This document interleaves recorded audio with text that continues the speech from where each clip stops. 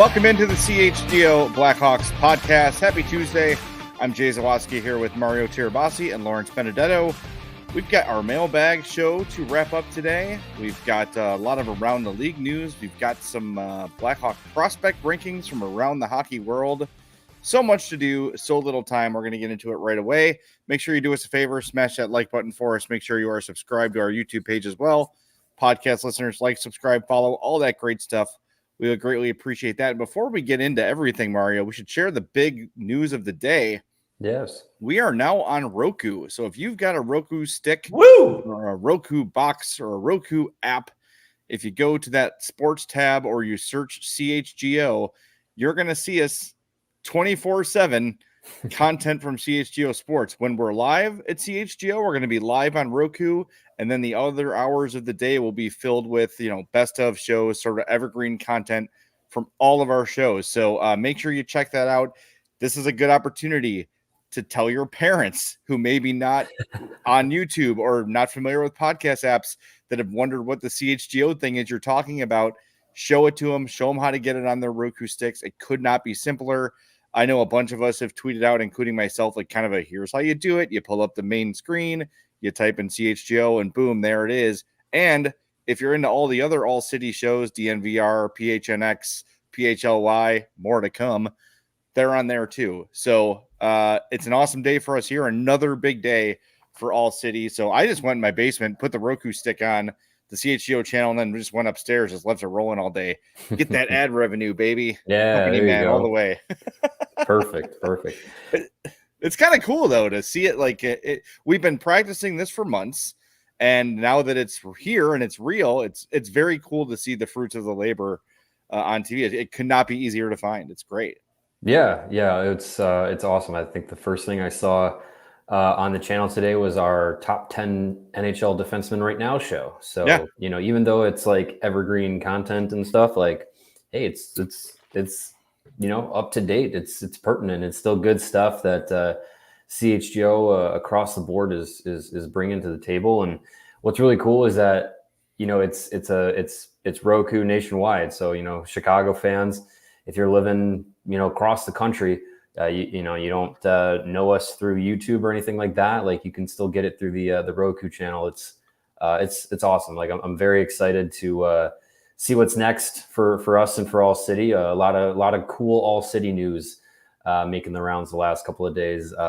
It's been great to see. So yeah, very excited to be on Roku. And still, if you enjoy YouTube, following us on YouTube, can still do that the exact same way. Nothing's changing. It's just a wider reach. Yeah, easier to find us than it's ever been before. So if you've checked us out already there, thank you. If you're just learning about it, please do. And it's real easy when you go to that channel guide and you hover over it, you hit that like asterisk button, and then you could add CHGO or any of the All-City channels like to your favorites. So As soon as you turn your Roku on, boom, it's right there. It's great. It looks awesome. It sounds awesome. And then, where we do our live reads, it'll show like traditional commercials. I saw like Gillette and Tide and like a bunch of other stuff. Yeah. So it's cool. It makes it feel to my parents who don't really get what I do. I can be like, this is it.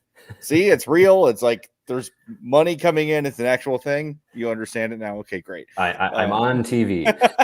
Yeah, for lack of a better word. And I hit up my cousin John, who owns Uncle Bud's in Oak Lawn on like 97th and Sister. I'm like, hey, you guys got a Roku stick on any of your TVs? It's like, yeah, I sure do. I'm like, awesome. Here's what you're going to do. You're going to go to channel 260 and you're going to dedicate one of your TVs when it's not NFL Sunday to CHGO. He's like, absolutely. I'll put it on there tonight. So shout out to them. We appreciate that. All right. Shall we dig into our sacks? Sure. Yeah. I was catching up on yesterday's show earlier today when I was cutting the lawn, and I'm glad to know that I am your favorite co-host. So not gonna hold that over Greg for the rest of time whatsoever. I guessed correctly. I said, which one is most likely to be listening? The answer is Mario. Boom. I called it. I was right. I don't think Greg even knows we exist when he's on vacation, which is great. Good for him. Oh yeah. I respect the boundaries. He is so far away when he is on vacation. It's admirable, really. Yeah, good for him. All right, let's get to the mailbag here. All right, here we go, gentlemen. This comes from Damaged Lightning on the Twitter machine. What do you think Levshunov's highest ceiling could be? Could he be an 80-plus point guy? Could he be anything close to Cale Makar or Quinn Hughes? I still struggle with where he was picked if his ceiling isn't one of the Makar, Josie, Hughes, Hedman variety. Well, I think let's take Cale Makar out of the conversation. I think Mario, you probably agree with this. Cale Makar is the kind of guy who is going to change hockey. Like he's that good. So he's kind of in his own category. It's like saying, well, they picked Connor Bedard number 1 overall, so he better be as good as Connor McDavid. Like, you know what I mean? Well, yeah. And you also have to go year by year, draft by draft, and the strength of the draft. And this year's, outside of Macklin Celebrini, did not have a guaranteed number 2, a guaranteed number 3. All those guys you saw. I mean, look what Anaheim picked Seneke at what was a third, and he was like, "What? You picked me?" Yeah. As anybody that he got picked. So you also have to look at it in that context. Do I think that at the peak of his game, that Artyom Levshunov could be a Roman Josi type? Sure. In the Norris conversation, maybe wins one, like has a great year and wins one. But I don't think we're talking about perennial Norris Trophy, Duncan Keith kind of a guy. But someone like Roman Josi, who's right there, I mean, that's a Hall of Fame player. If we're talking ceiling, I think Roman Yosi's not a bad name to look at. Yeah, I don't think that's I think as far as like what that like tier of defenseman he could be, I feel like where Yosi's at is like, is he the best in the league? Maybe on one good year. I know he's won a Norris. Like I feel like on he could have like that one good, but he's like in that conversation of like top 6 NHL. We just had our show about NHL defensemen, and Yeah. Josi was in that like 5-6 range. Look for that on Roku. Yeah, exactly. But I don't think Levshunov and Josi compare as far as games. I don't think Levshunov is going to be a point per game defenseman. I don't think that that's really where his offensive skill set is, and I don't think that that's going to be what he's going to be asked to do. I think as far as like point producing defenseman for the future, I think Kevin Korchinski is still looked at as being a guy that's going to probably be in that role. I think Sam Renzel is. I think their Blackhawks think that his offensive upside is more point producing. I feel like Levshunov is going to be a more offensive version of like Alex Vlasic, where he's going to kind of do a little bit of everything. He probably will play penalty kill responsibilities. He'll probably, have an opportunity to maybe be a power play defenseman as well. But I think he's probably going to be in that mold of like a Victor Hedman, where it's like he's going to eat a lot of minutes. He's going to play a lot of situations and scenarios. And yeah, he'll probably put up like maybe 50, 60 points. Like I feel like if that's where he's at, I think that's a really good that's a number 1 defenseman in this league. And I think that's what the Blackhawks picked him at number 2 to be. And I think as far as like player comps, I think Hedman's a decent one. I think maybe Hedman plays a little bit more physical than Levshunov might. I think Alex Pietrangelo, I think, is a pretty good comparable for Levshunov as well, like where he could be, where it's like he's not putting up huge numbers, but he's really doing everything. Yeah. Bunman in the chat said he said Josiah Slavin. I think he means Jacob Slavin. I think Levshunov's got to be better than Jacob Slavin. I like Jacob Slavin a lot, but he's not a number 1. Like that's a 3 or 4 on a championship contender team. So yeah, I think that would be aiming a little low. But again, reminder, the question here is ceiling, not like what do we think he's going to like. If we have to guess where he's going to be, if we're talking, if he maxes out, if he achieves everything he's capable of achieving, what is he? And I do think that Pietrangelo, Hedman, Josi category is attainable for him. I just think him and Quinn Hughes are totally different players, different body types, different attributes, all those sort of things. Cale Makar, in my mind, is in a galaxy all his own. But you're talking about that 1B tier of defensemen, and that's the kind of guy that you put on your blue line for the next 15 years and you set it and forget it. that's great. And whether we're talking 50 points, whether we're talking 70 points, I think with Levshunov, the points might feel a little bit secondary because if Korchinski pans out and Vlasic continues developing at the trajectory he is, and you hit on a couple other defensemen you have in your system, and Bedard is who we think he is, and Nazar is who we think he is, then you've got a really good and deep team where you're not going to have to rely on him to play 30 minutes a night every night. You've got 3 or 4 defensemen you could play 23 minutes, 22 minutes, and spread the love a little bit. So I'm not so focused on the numbers. I'm focused on the longevity and the style of play. Yeah. And that's why, like, when I see like a Yossi Pietrangelo, it's like, or Hedman, yes, that's, and I think it kind of remains to be seen how he's going to play in the NHL, because we've talked about this a lot. Like at Michigan State, he was so dominant. They just kind of were like, go. Yeah. Just get on the ice and do what you do, and we'll figure it out. Like, we'll be there to back you up.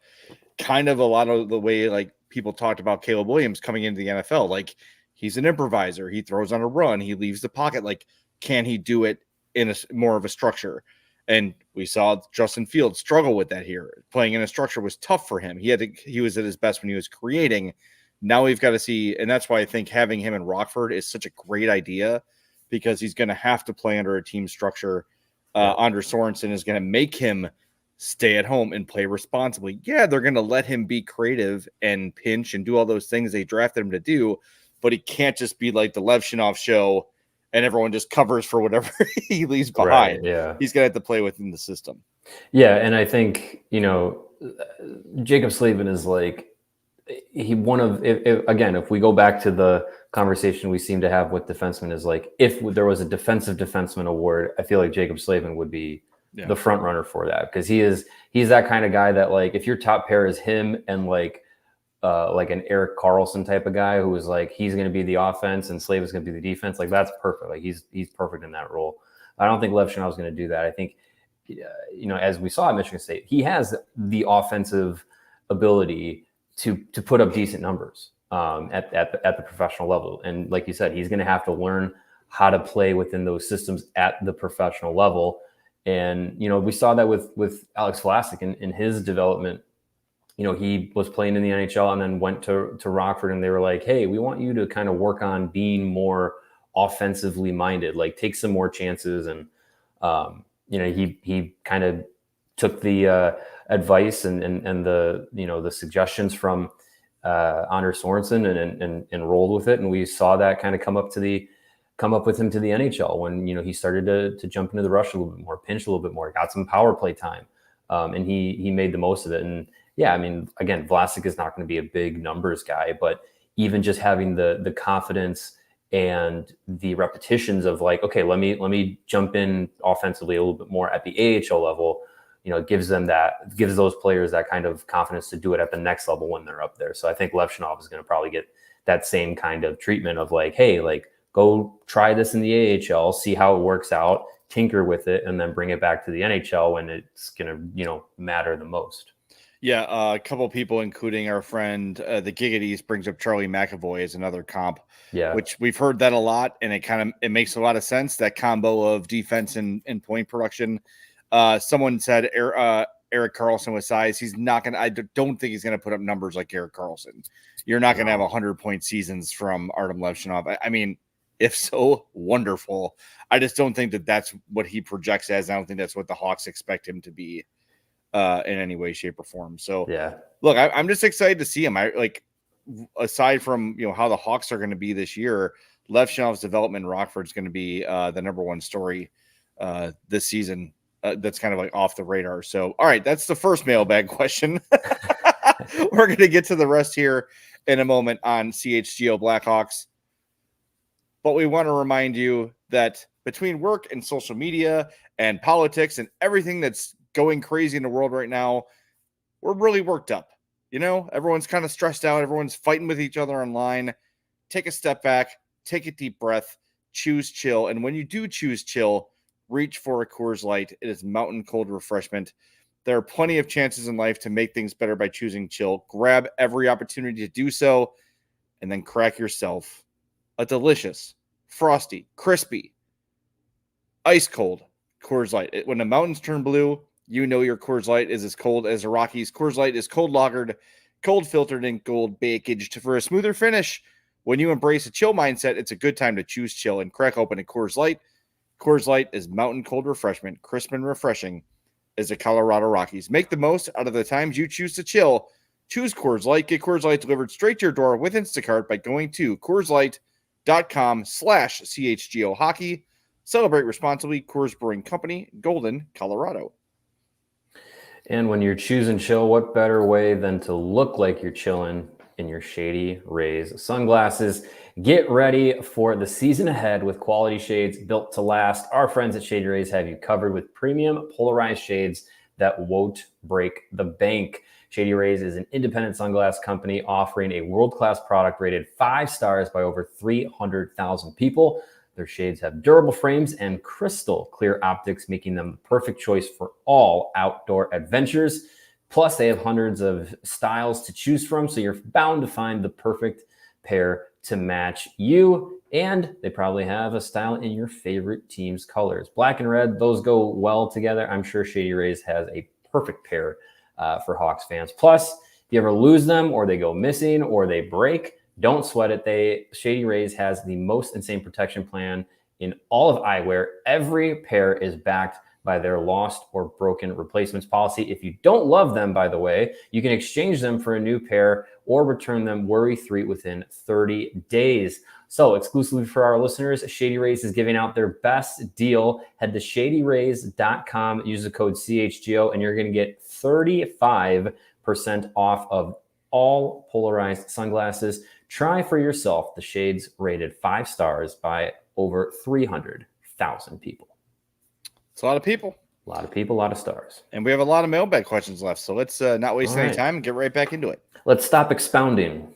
Yes, no more expounds. Just make our point and move on. You guys keep expounding. All right, here we go. Here's our next one.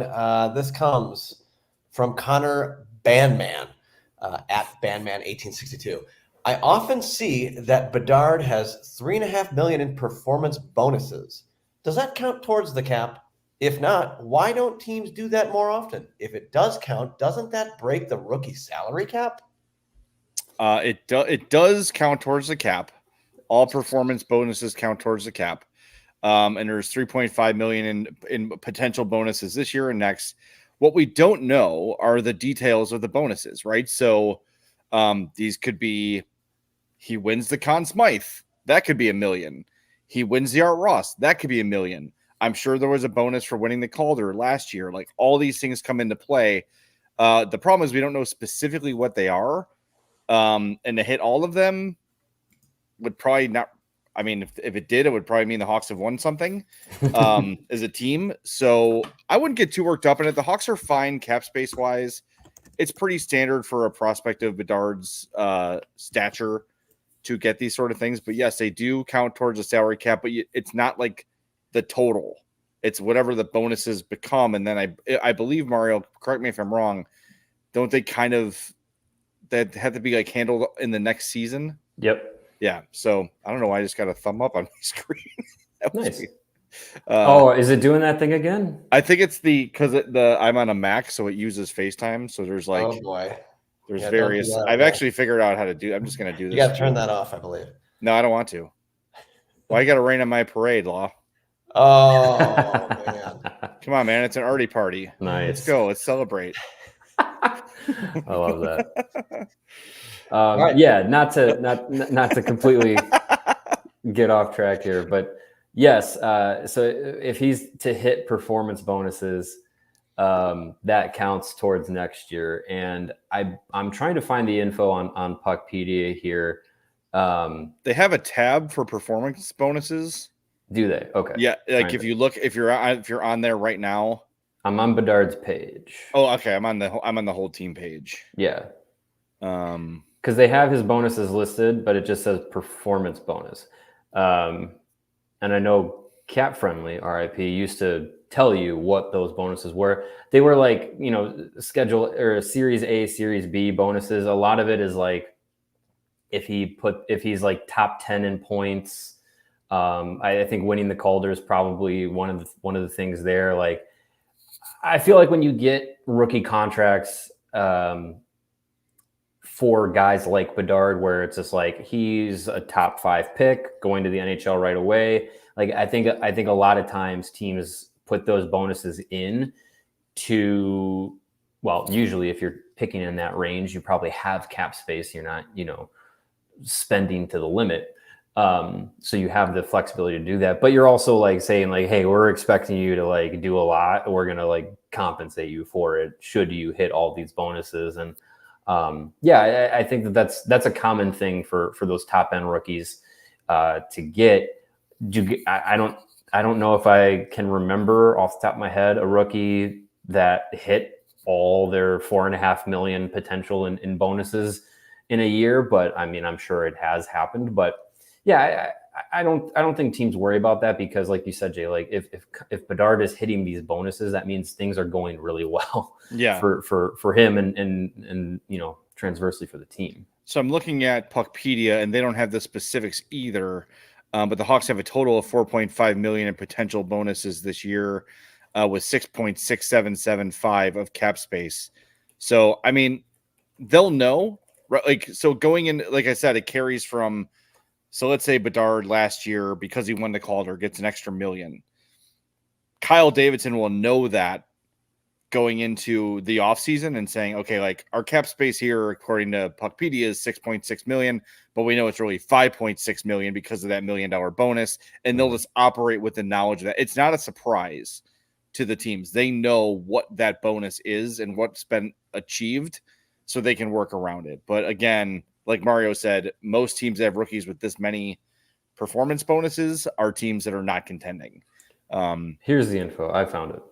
Nice. So there are type A and type B performance bonuses. Type A performance bonuses are paid out in a maximum of $1 million. Type B performance bonuses are paid out in a maximum of 2.5. So that's where you get the 3.5 number with performance bonuses.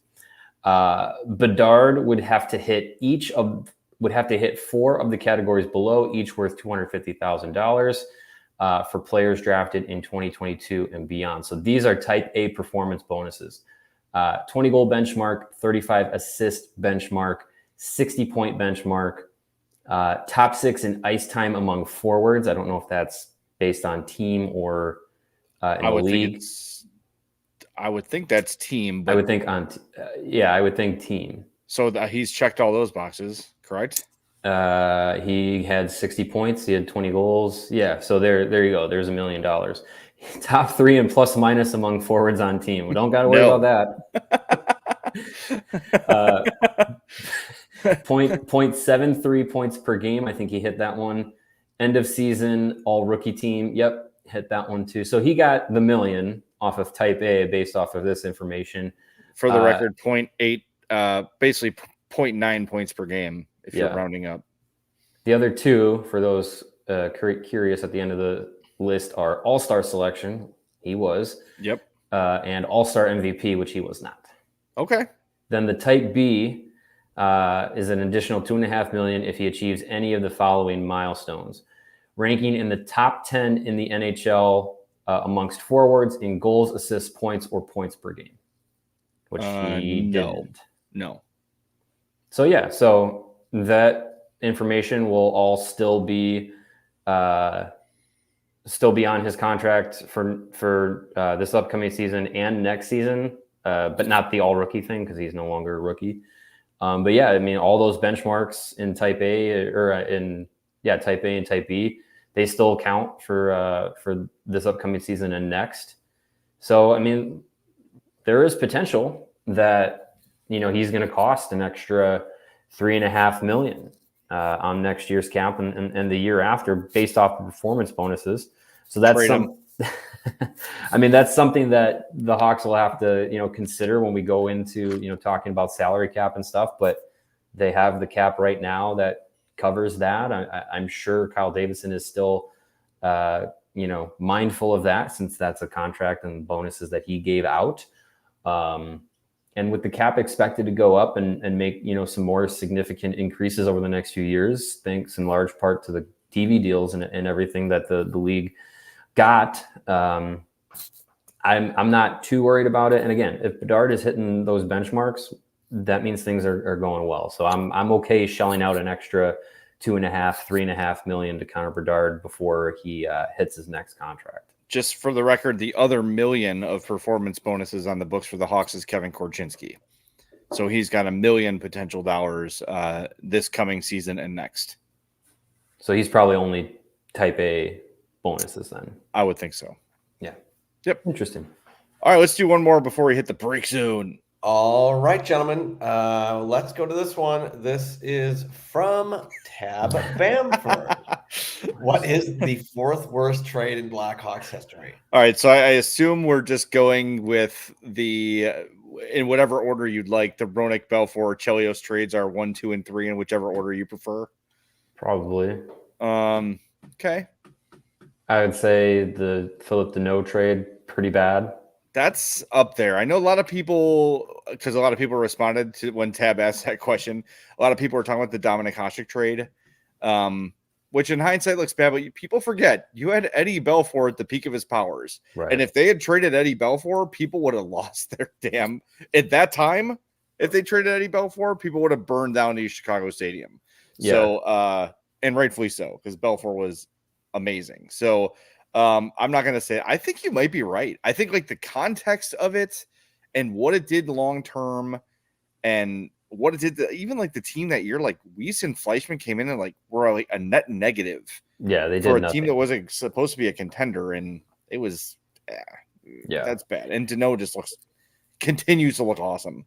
Yeah, I mean, he turned into probably would have been a wonderful number 2 center behind Jonathan Toews for a couple of years at least. The Gigaties brings up the Phil Esposito trade. As far as I know, that one was pretty bad. I don't know the exact trade offhand, but they got rid of Phil Esposito, who went on to be very, very, very good.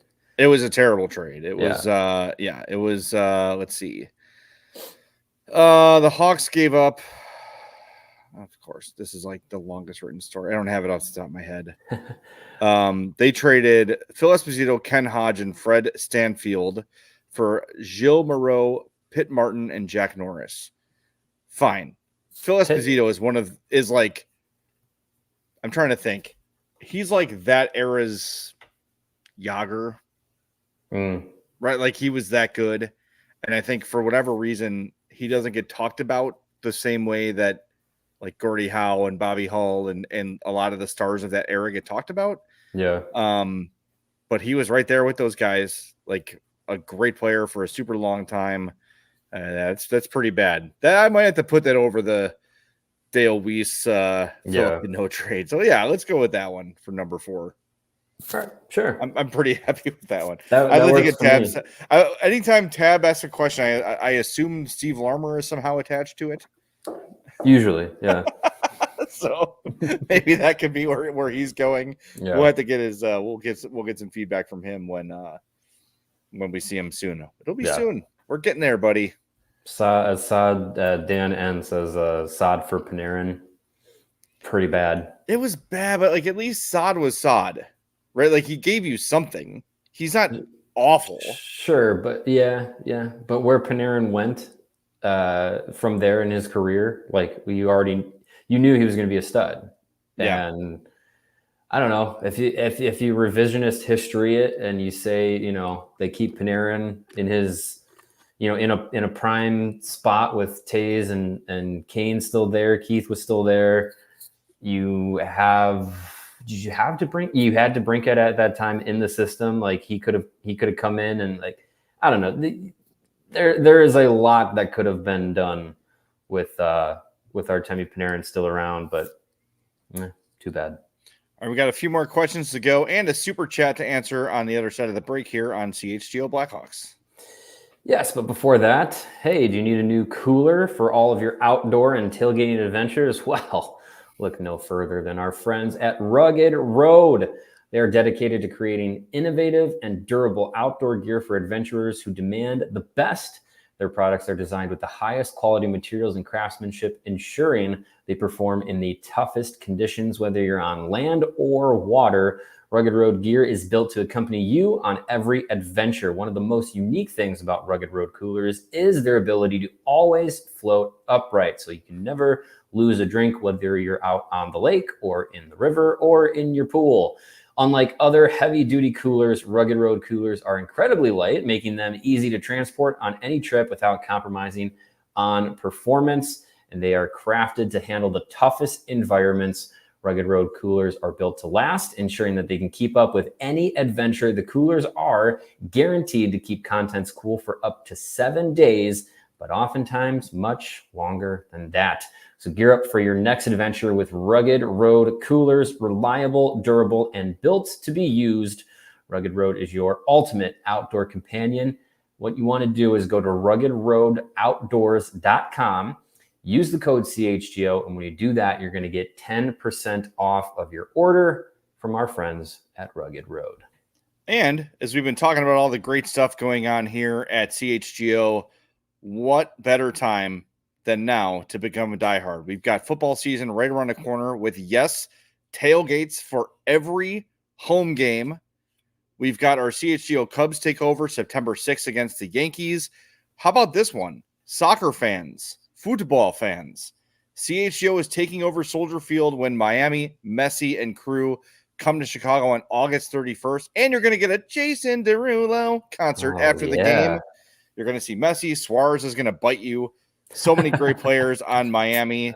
We're going to have a tailgate pregame meetup at Soldier Field.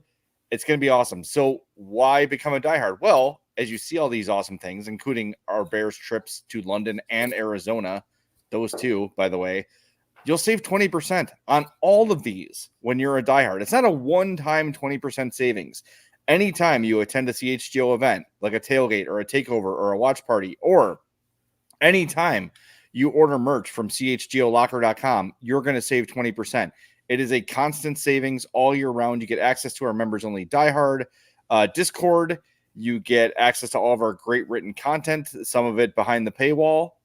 All of that stuff is going to be there for you and only you as a CHGO diehard. So go to allchgo.com, click on that diehard tab, and sign up today. You do get a free shirt or hat upon sign up, and every year you renew, you get another free shirt or hat. Fill out your wardrobe with CHGO gear, just like I got my CHGO Bear shirt on today.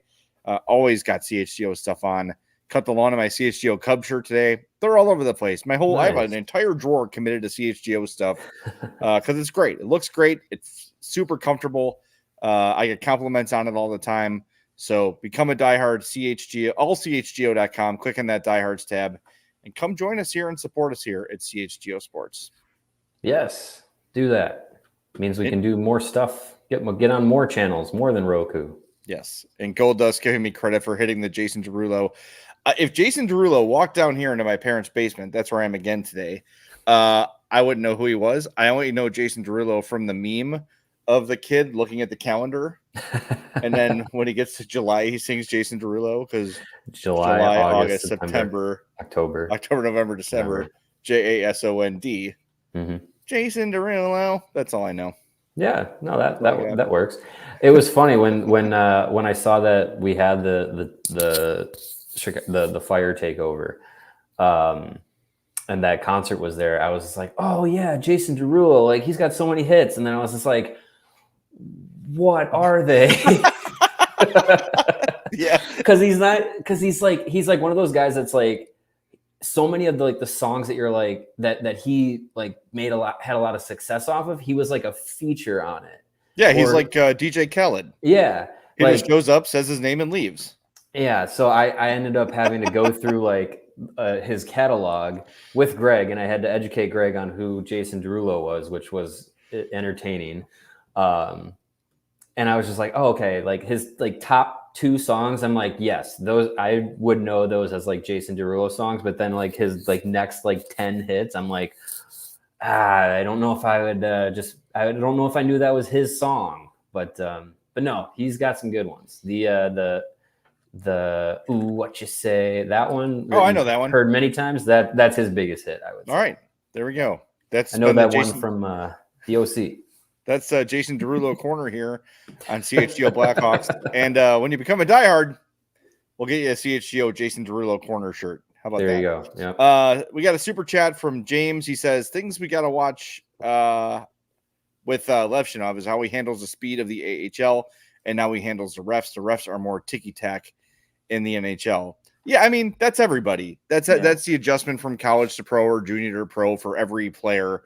But I'm not worried about him in like on ice discipline sort of things. It's not really, from what I've seen of him, not really a concern. But yeah, I mean, those are just the adjustments that everybody has to make. And he'll learn too that, when it comes down to it, if he's going to hook Steven Stamkos in a game in Nashville, Stamkos is going to get that call. And that's just part of being a rookie, being a young player. You've got to sort of earn that benefit of the doubt on a close play. And if he turns into Roman Josi or Victor Hedman or Alex Pietrangelo, he will. Yeah. All he has to do is get a cabin in Canada and invite NHL refs out to his cabin in the off season. Yeah, and they will they'll start giving him the benefit of the doubt on lots of calls. They got to do the Eberflus thing where they did you see that last week on Hard Knocks where he was telling Caleb Williams about the refs, like this guy enjoys this, so talk to him about this, and like getting to know them personally a little bit is awesome. Helpful. So that's interesting. I thought that was interesting. So yeah, there you go. Invite him to cottage. Yeah. What is the thing Joel Quenneville has, like the deer's ass on his wall? Remember that? He has like a mounted, and they say got to kiss the snow monkey or something, and it's literally like yes, I do remember that. Yes. Was that on a Road to Winter Classic? I forget what that was on, but I don't think that was Blackhawks branded. No, but I do. I do remember that now. He got it. Yeah, it was like it's like a snow monkey's butt or something like that. Yeah. Good times. We do have breaking news here. We do. The Seattle Kraken have signed Matty Beniers to a 7-year, $7.14 million AAV contract extension. Good for him. There you go. That's good. All right, we got to do our Indeed read. That's 2 days in a row. Indeed. Breaking news is brought to you by Indeed. Listeners of this show will get a $75 sponsored job credit to get your jobs more visibility at Indeed.com/AllCity. That's Indeed.com/AllCity. Terms and conditions apply. Need to hire? You need Indeed. I almost bought myself a Matty Beniers jersey when I was remember last summer I saw that like the first Connor Bedard jersey. It was at Pro Jersey in Bolingbrook. Yeah. They had a Bedard Canada jersey and they had a Matty Beniers USA jersey. I'm like, ooh, that would have been cool. That looks nice. Yeah. I might need that, but I'm too old for jerseys. Except the Winter Classic one. Oh yeah. We'll be getting that one. I saw your comments, but let's share them on the show. Are you give it out of 10? Where do you have it?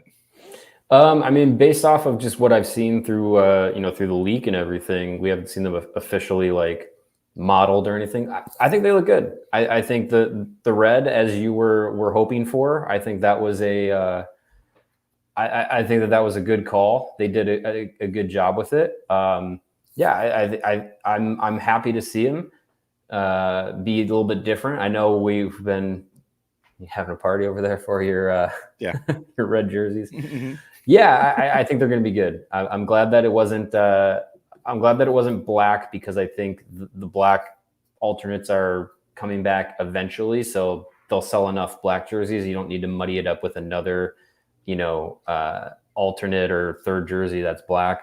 I think the red looks good. I like the throwback Tomahawk C's with them being red. I would have liked a throwback logo, I guess, to go with it, but that's fine. I think it looks okay. Yeah, like that. So yeah, I think it'll be good. I'm excited to see what it actually looks like in the official reveal. I am interested how they do everything. Like, is it going to be a red helmet? Is it going to be a black helmet? Is it going to be, are they going to go with like black pants? Like, what do the socks look like? Are they going to do that like fake brown, like, oh, we're wearing leather like in the 30s pants kind of like that color combination? I'm kind of like, that looks like they might go with like that like fake brown, like faux leather look. It does look more white than cream though. Like usually I feel like when they're doing the old, they make it cream. Yeah. Just because it makes it like ages it sort of. I don't like, honestly, I'm not changing on the bottom half. I'm just sticking with what they got, or just going maybe solid black pants Yeah. And then maybe you could do like a little more of a striped sock than they usually do, but I don't think you have to change much at all in the bottom half. And they haven't for decades. So I don't know. We'll see. I mean, this is a good start. I was saying yesterday, all the worry we had about Fanatics in terms of producing the jerseys, they've done a really good job so far. So, yeah, well, they did the smart thing and just kind of let the manufacturers that have been doing it for the last couple of years just keep doing it. Yeah. You know, don't try and fix something that's not broken. And just, adding their own little tweaks and everything, like the extra, listening to the players and saying, hey, we need extra, layers on the elbows and stuff. And which, I think they did a fine job with that. We checked them out at the draft and everything. So yeah, I think they're going to be fine. I don't think there's going to be any issues to worry about right off the bat. They are potentially my favorite when I see them fully realized. Interesting. But we'll see. We'll see what happens. All right, let's get to a couple more. How many more do we got, Law? How many more mailbags we got? We have 3, unless my brain is completely broken and we just did this one, but I think it's 3. This is from Hollow Tide. Hey, man, was watching an old video about the future of the Blackhawks logo from like 2 years ago. Do you think a change is on the table, or have you heard anything at all about it changing? A couple of years ago, we heard something about it maybe potentially being updated to become more historically accurate, I think would be how you describe it. Like maybe changing a color here or there of a feather or anything. But in terms of like a wholesale getting rid of the warrior head, I don't think that that's in the plans anytime soon. I would imagine that if pressure starts to mount and if people start to really push the Blackhawks on this thing, that they probably have a plan of action to implement. But I think the Hawks have done a pretty decent job of keeping it respectful. Obviously, they've got the land acknowledgement, but I will say, if you go to a Blackhawks game, aside from the land acknowledgement, which is beautifully done, or Native American History Day or month, there's no Native American element. Like there's no tomahawk chop or no Native American drum beat. Like they don't cartoon it. You know what I mean? Like I think they handle the logo pretty respectfully. They have put their money where their mouth is in terms of supporting Native American causes that actually matter. I think any cynic is going to look at that and say they're just buying themselves time. If you want to look at it that way, fine. But the stuff I've seen Danny Wirtz and the Blackhawks doing with the Native American people has seemed sincere. But there's always cynics out there. There's always critics out there that are saying he's just doing it to take the pressure off. Whatever. If it helps those people in a genuine way, in a meaningful way, fine. It's not my thing to be upset about, but as of now, to answer the question, I don't think there's any significant changes to the logo coming anytime soon. Yeah, I think the way that the Blackhawks have gone about it over the last probably decade or so, I think that they've done a better job of making sure that all the imagery and everything is a little bit more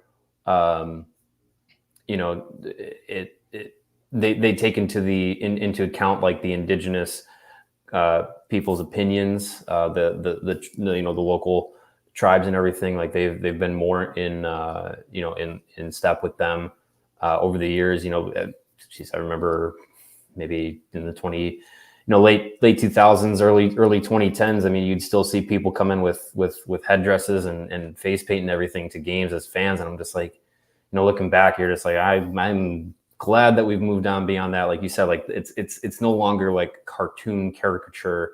Like it's way more rooted in like actually like the indigenous culture and making it more like authentic than it is making it like a cartoon. So I don't think they're completely overhauling at anything. And I think they've done a good job of, in the land acknowledgement, letting people know who Blackhawk was. Blackhawk was a person. He was a war leader. They let you know which tribes had land where the in and around where the Blackhawks play and hold their Fifth Third Arena and United Center and all their footprint. And they educate the players. They have Native Americans come talk to the players every year about who Blackhawk was and what the logo means and those sort of things. So I think, again, and I said this to Danny Wirtz a couple of years ago when we talked to him, I said, couldn't you do all that stuff and also change the logo? And he sort of shrugged and said, yes, I probably could do that. But I think, short of changing the logo, they're doing everything they can. And I know there's going to be people that's until the logo is gone, it's not enough. And you are welcome to that opinion. I'm not going to argue with you on it. I get what you're saying. But I think they've done everything they can to not be the Chiefs or the Braves or the Cleveland Indians or all the things that made. And also, honestly, yes, a decade ago, they let people in headdresses and face paint, but never during the course of a game did the Blackhawks produce anything Native American. The closest thing you would get would be now and again, Tommy Hawk would come out with a drum and would do like the like that would be that's the closest thing they ever did. So I don't know. We'll see. I think eventually it will probably change. I just don't think that it's not imminent in any way, shape, or like this decade. I would be surprised if it changed this decade.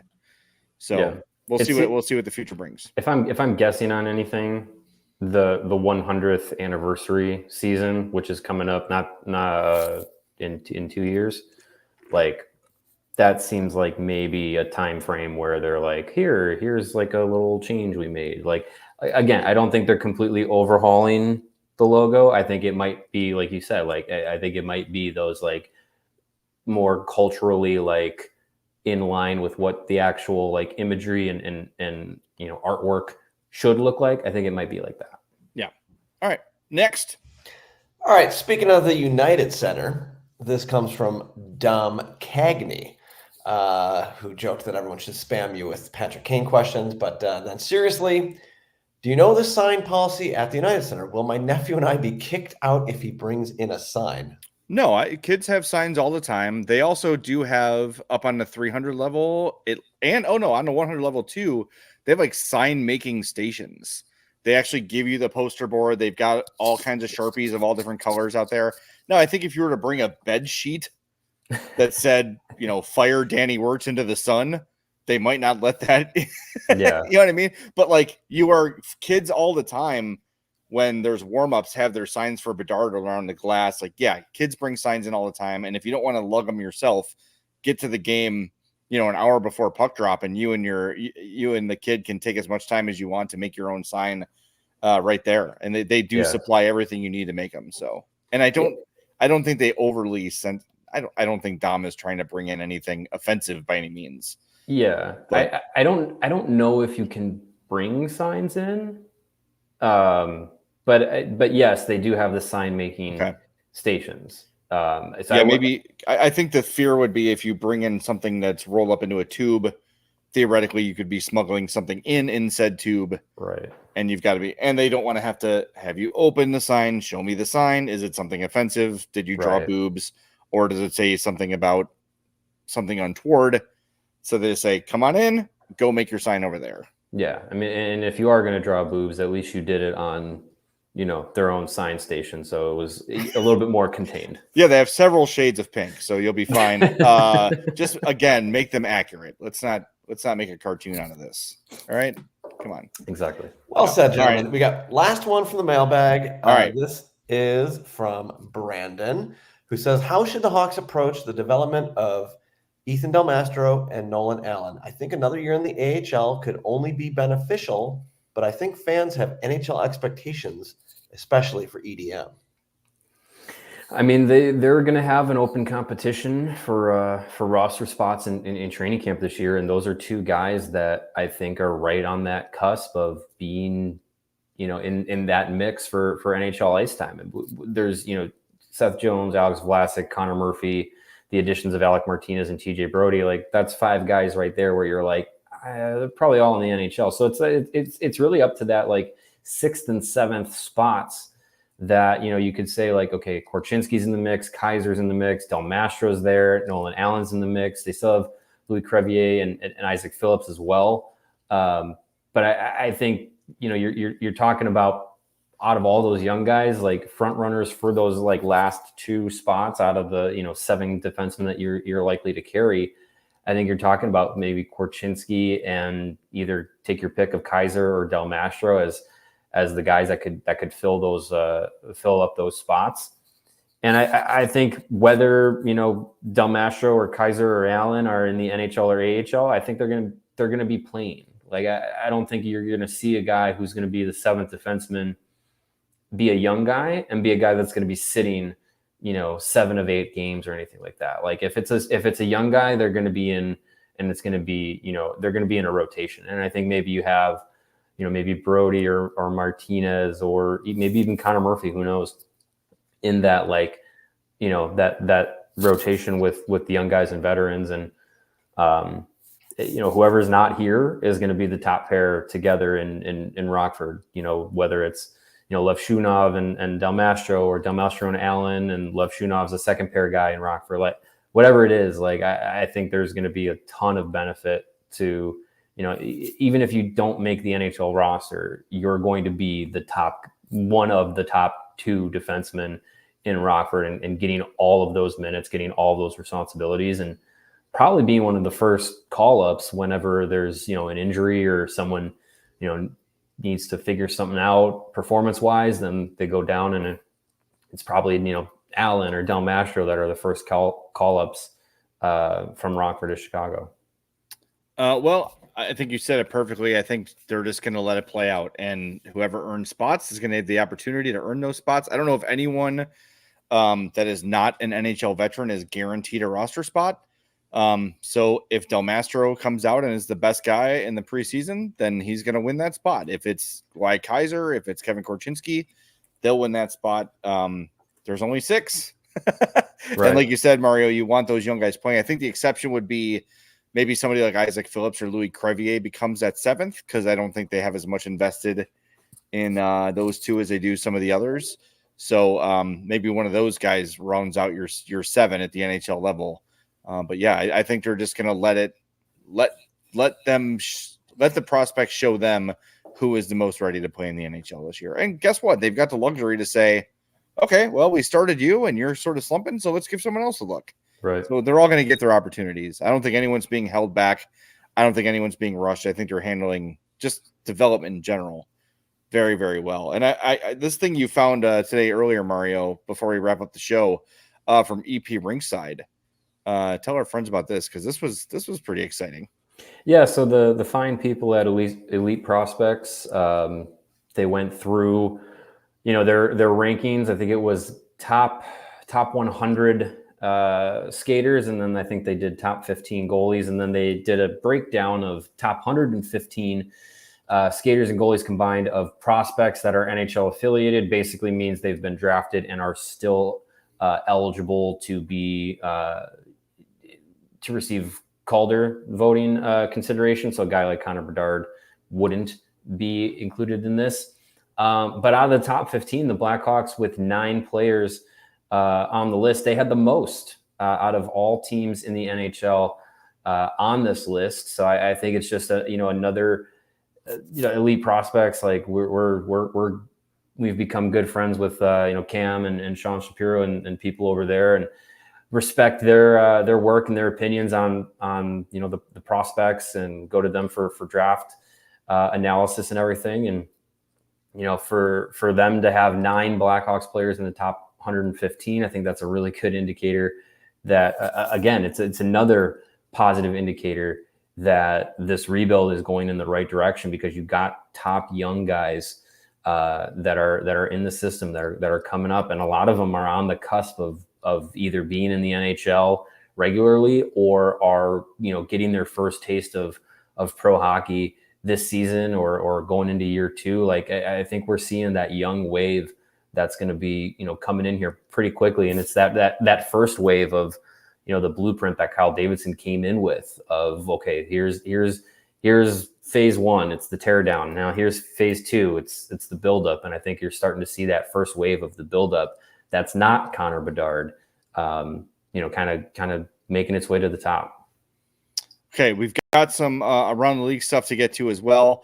If you remember last week, the St. Louis Blues offer sheeted Broberg and Dylan Holloway from the Oilers. The Oilers did not match, so both of those players, Philip Broberg and Dylan Holloway, are headed to the St. Louis Blues. So the Oilers will get a second and a third round pick back. And then in a separate transaction, which is always sort of interesting, this feels like the Blues saying like, hey, we realize this is kind of not super fair. So they made a separate trade. Edmonton will also receive a 2028 third round pick, and Paul Fisher, and the Blues get future consideration. So this is sort of a nod from the Blues to the Oilers of saying, hey, sorry for doing this. Here's an extra third and a player to make it hurt a little bit less. So those two, Broberg and Holloway, are St. Louis Blues. And all of a sudden, the Blues add two solid young players to an already, kind of middle of the pack roster, but they're a better team today than they were yesterday. That's for damn sure. The Blues got better, and the Oilers, I think, took a little bit of a hit for their future. Philip Broberg and Dylan Holloway, I think they were just getting into their NHL careers, and they were starting to look like, okay, like on the upswing for the Oilers, who's a team that's in win now mode, and they have the most win now mode GM running the ship now. So yeah, I think, this was well played by the Blues. They improved, and yeah, did they overpay? Sure, but that's how offer sheets usually work. Like, you're overpaying for someone that you feel like is going to be a significant asset to your team. So, I think I saw a report that Broberg's agent Darren Ferris said the Edmonton's offer to him was 2 years at $1.1 million. So now he's going to go to St. Louis, 2 years, $4.5 million. So if you give me an extra $3.4 million, maybe I consider 2 years in St. Louis as well. So yeah, I think I think the Blues did a really good job, because not only do you improve your team, you get some young talent, but you also kind of weaken the team that was just one game away from the Stanley Cup. Like, I think that's a smart play, and it's, I think that extra trade, I kind of read it as more, I think the Oilers might have said, like, we're going to match these. And the Blues were like, well, we'll also give you this. Like, how about that? Could be. Like, Sure. And I think it might have been more motivation that the Blues really wanted to get both these players. And Edmonton said, like, okay, well, if you really want them that bad, like, let's talk a little bit more. And so now you get a little bit extra back from St. Louis, other than just the compensation picks for matching Broberg and Holloway. Well, and Stan Bowman's been busy over the last couple of days, and a lot of people with what he was doing were kind of thinking like, okay, he's got a match here because you traded Cody Ceci to the Sharks to clear some cap space, but then earlier made a trade with Vancouver to get Vasily Podkolzin to the Oilers. So I don't know, this is Stan Bowman has resumed Stan Bowman position very, very quickly in Edmonton, where you're just like, what is the plan? Like, what are you doing? Like, you've got these two guys hanging in limbo, and I'm sure at that point he knew what he was doing, but you trade for Podkolzin, so you're adding money, but then you trade Ceci, so that's money off, and you're like, what is going on here? I don't know. Yeah. I mean, it looks like a certainty that Evander Kane's going to go to long-term injured reserve. I don't know if they're going to keep him there the whole year, and then like he's magically fine for the playoffs, which some other teams have done before. Boy, Stan Bowman is Stan Bowmaning. There's no doubt about that. Yeah, and as the Giggities points out, Lucas Fisher is playing at Notre Dame. So you put a Notre Dame player out in front of Stan Bowman, and he's going to want him. So Landon Slaggert for Connor McDavid. Who says no? yeah, exactly. I think this is the Oilers trying to make the most of their cap situation. I think you can start the year without needing Evander Kane to be on LTIR just to be cap compliant.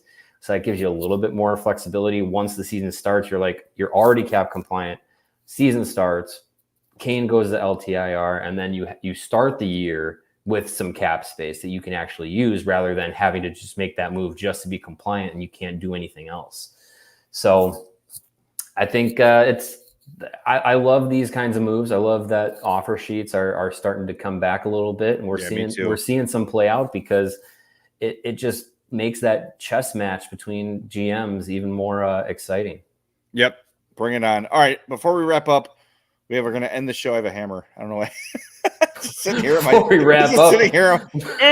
sitting here at my dad's desk, and I'm a fidgeter. If you've never noticed, show's over. Damn. Maybe. We have some fun stuff to share. Jonathan Toews has emerged from his cocoon to share some photos on his Instagram, and he has it with the caption, "Forgive my northern attitude." And there he is, surfing a wave, looking good, looking lean, looking ready to go, looking, most importantly, happy and content, and healthy. And that's where we want to see the captain. I don't know, man. It certainly feels like it's over for him. This dude is so done playing hockey. Yeah. I don't know why he won't just say so, but maybe he just doesn't want the whole pomp and circumstance thing, and maybe he's waiting for a moment. Maybe him and Kane want to retire at the same time. I don't know. I don't know what it is, but I'm just glad he's doing well. I'm glad he's happy. I'm glad he's healthy. The fact that he's feeling good enough to go out there and surf and do all these things he's doing, that's awesome. That's what matters. Yeah. It's like we said when we were, when he had his last game, the guy's got nothing more to prove. He's an instant Hall of Famer. He is the greatest captain in franchise history, one of the greatest leaders in the history of the game. He will be in the Hall of Fame as soon as he is eligible. There's no need for him to come back and go play third line center for the Boston Bruins. What does that do for him? Right. Nothing.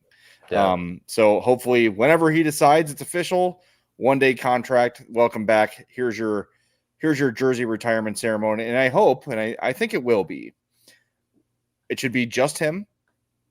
He should get his own night. And this should be the most spectacular jersey retirement we've seen. This should be all the stops. Everybody, like, this guy in my lifetime deserves it more than anybody, for everything he's done for the franchise, for what he meant to the franchise, for what he sacrificed physically for this franchise. Like, Jonathan Toews should have the jersey retirement ceremony to end all jersey retirement ceremonies. Yeah.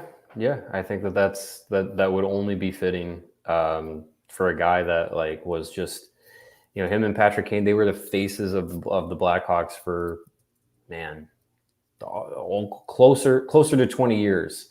It just crazy. So I'm glad to see that he's enjoying his unofficial retirement until it becomes official. And whenever he does want to be back in the Blackhawks space, I think he's going to get a hero's welcome from the fans and from the team. Yep, 100%. All right. Well, I miss the guy. I miss seeing him around. I miss watching him play, but just glad that he's doing good. I think what will be fun is we can talk about this a little bit more tomorrow. The NHL 25 leak. I think. So from what I understand, just going off past history, the third Wednesday in August is when EA officially announces the game. Okay. So that should be tomorrow. So I saw the leak trailer, but we should have it officially tomorrow, and we can certainly get into that. By the way, if you're still playing Hockey Ultimate Team, a very attainable Dylan Strome in the preseason package that's very upgradable and very good. Nice. So I went and got him, my fourth line center. Good times. Perfect. You and Jeremy Colleton know exactly how to use Dylan Strome. Yeah, come on. I mean, he's my top three are Bedard, Roenick, and Toews. So he's got some competition to hop over. Yeah, I think he's pleased to be on the team. I love a good defensively sound fourth line center, Dylan Strome. There you go. Perfect. Exactly. But no, what I was going to say is, but if Toews doesn't retire before the season starts, that means he will be an available free agent that you could sign to your franchise in NHL 25. Yeah, like a 59 overall or something like that. That's fine. He'll play on the Ice Hogs. That's fine. He'll have the Patrick Scales rating. Yeah. All right.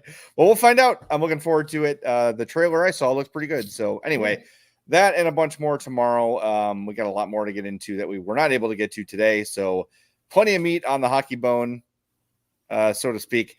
We'll talk to you tomorrow at 2:30 on the CHGO Blackhawks Podcast.